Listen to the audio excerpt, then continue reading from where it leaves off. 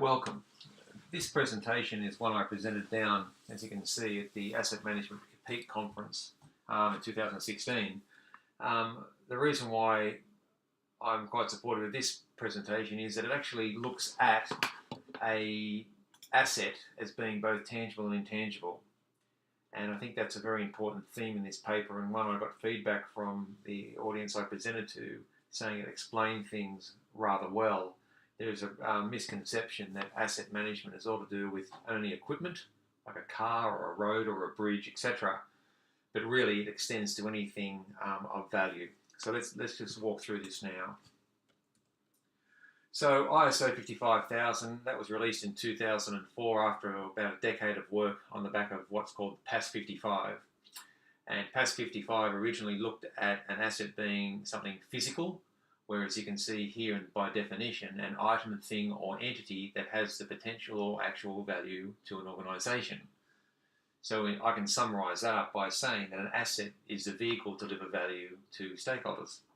So in this presentation we're going to look at how a soccer team, or a football team as many might call it, is an asset in the eyes of stakeholders, and how it can be viewed, as I've got here, against what's called the capability delivery model. We'll get into that shortly. So let's just step through this. So on the screen there, you've got the capability delivery model as published by the Asset Management Council of Australia.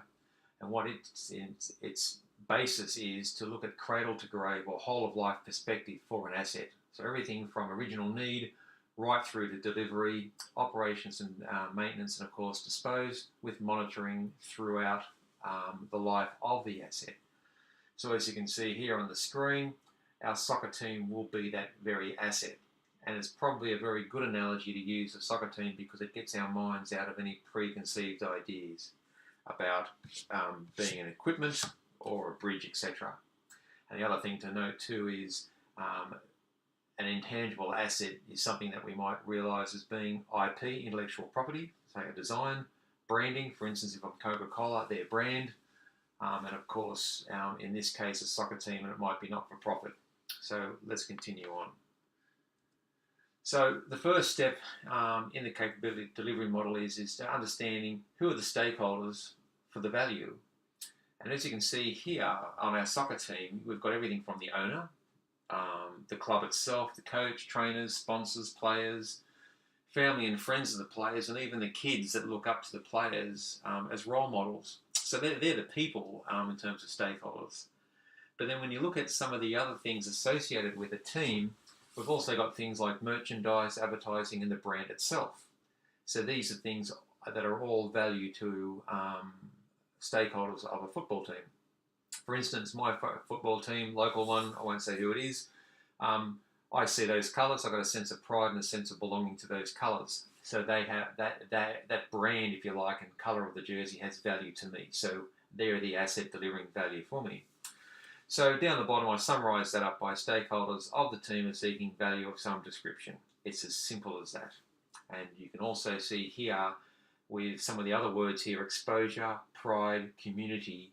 These are all the intangible values that stakeholders often are seeking from an asset. It's not just throughput, and that's very important to understand.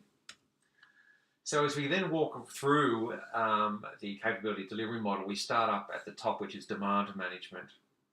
And quite simply, for a soccer team, how many games are they going to play? Will there be press conferences, all their duties and all the events that they'll need to participate in? And that would even include training for a certain point. The needs analysis is quite simply, can the team do what's asked of them? So are they capable of doing it? The next one is do the analysis of the demand. Have they got the capacity to do it? I mean, if they've got that many commitments, they might end up doing training at 3 a.m. in the morning to fit everything in, and that's just not realistic. And then, of course, is the needs solution. Okay, so this is, will it actually achieve what the stakeholders want? Now, for a soccer team, it's going to be pretty straightforward because the soccer team is part of a wider league ladder or a guild of soccer teams. And of course, that is all underpinned by a soccer federation somewhere, maybe even the international one, FIFA, for instance.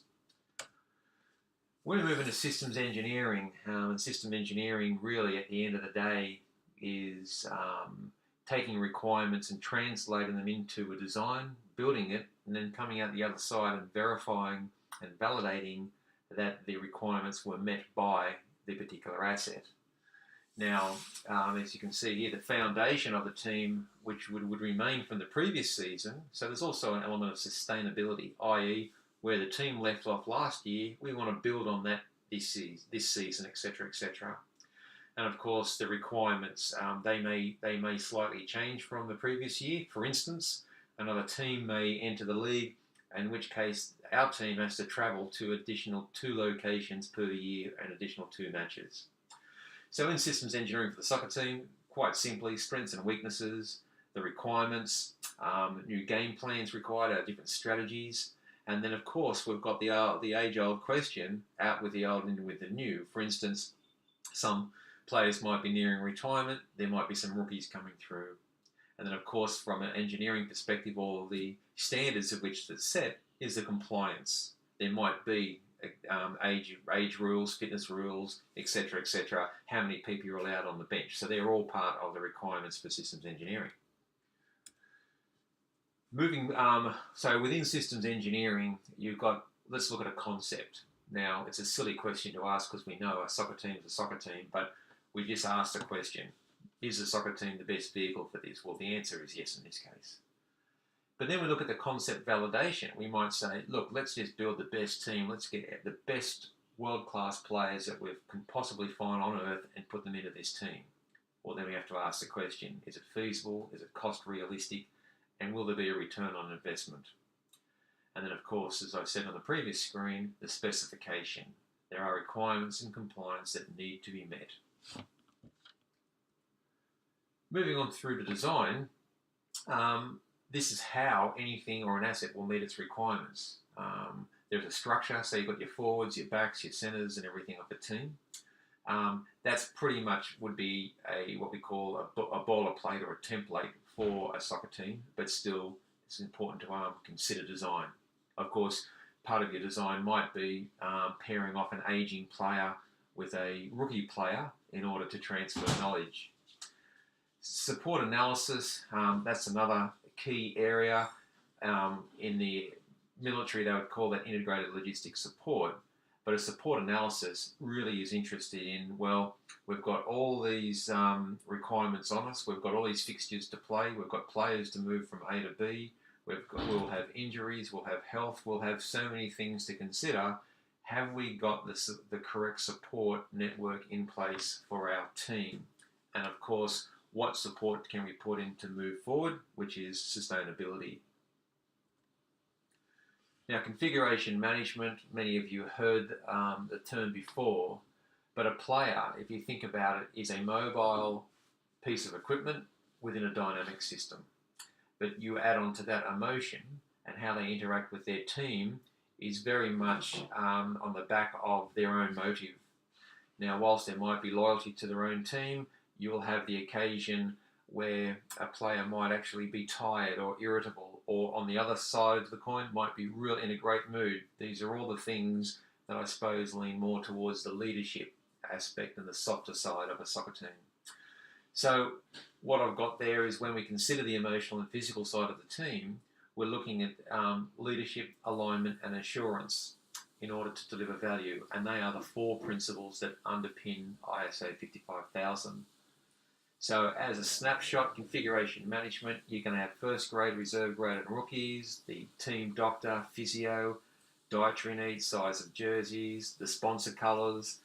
You can read the rest yourself. A team is quite complex in terms of configuration, and configuration management is something that people think is only done on asset management.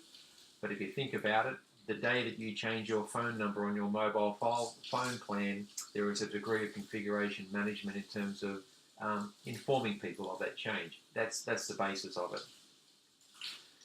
In terms of acquisition, which is actually acquiring the capability, and I use the word capability because capability is the means to produce an outcome. We will look at, like any other commercial offering, what are the terms and conditions, the funding, the performance requirements, the warranties, etc. So we ask the question in terms of, do we create our own players by training up a rookie? Could we buy in a player, or could we move the entire reserve team up? Again, many of you may know that is a make versus buy decision. Disposal, of course, when the player comes into their contract, we might chop them, we might have them become a mentor for the younger players, or we might move them more into a coaching role. Again, this is part of an overall strategic asset management plan, or maybe the club and the operations plan for the soccer club as a whole. Previously, we looked at integrated support or a support analysis. Well, this is where rubber hits the ground. As you can see there, just for the team, we need to understand people, process, technology, the plant, the IT, HR, training. It's quite complex, really. And as an example, if the equipment that we use in the training is absolutely state-of-the-art, have we actually got people that are competent enough to train our team in how to use them? And this is the whole piece around integrated support, and it's one that's often overlooked in many assets.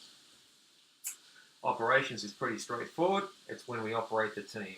As you can see here, it's knowing who is playing who, where, and of course when. Now, when we look at getting to the game and playing the the fixtures that are fixed in the ladder, that's pretty much our normal operating conditions. But if at very short notice someone decided, let's have a charity match, well, in an asset management term, we might call that emergency conditions because we're using that asset outside its designed operating band. Maintenance is, again, pretty straightforward. Preventative maintenance and corrective maintenance. Okay, so preventative maintenance is around the in-season, off-season, run-of-the-mill type of training. But then, if there's an injury or illness, we might consider that corrective maintenance because we're trying to bring that player back to a condition of optimum so they can play with the rest of the team.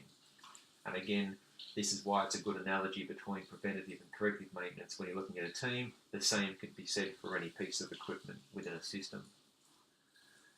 Moving now on to continuous improvements. On the capability delivery model, this runs around the bottom.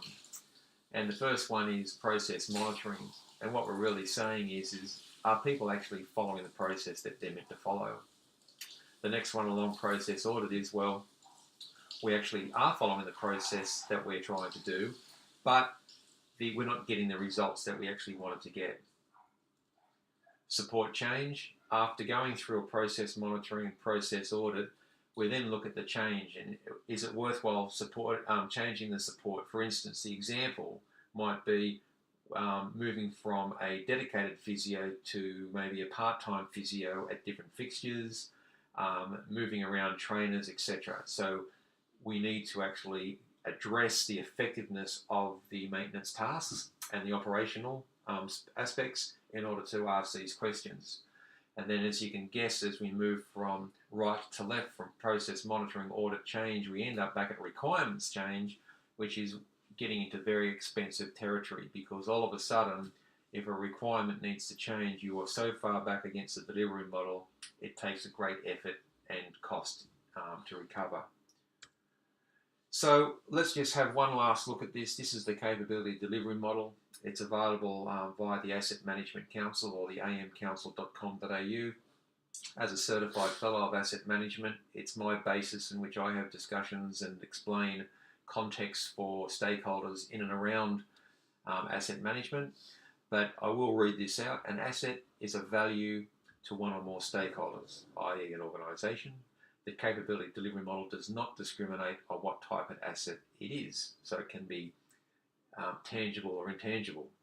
And again, it provides a framework of processes in which to sustain the perceived value over the design life of an asset. So look, I thank you for taking the time to view this presentation. I had a lot of pleasure delivering it and the feedback I received from it. My details are there on the screen, so if you'd like to discuss this or other elements of change management or asset management with me, my details are there. Thank you very much.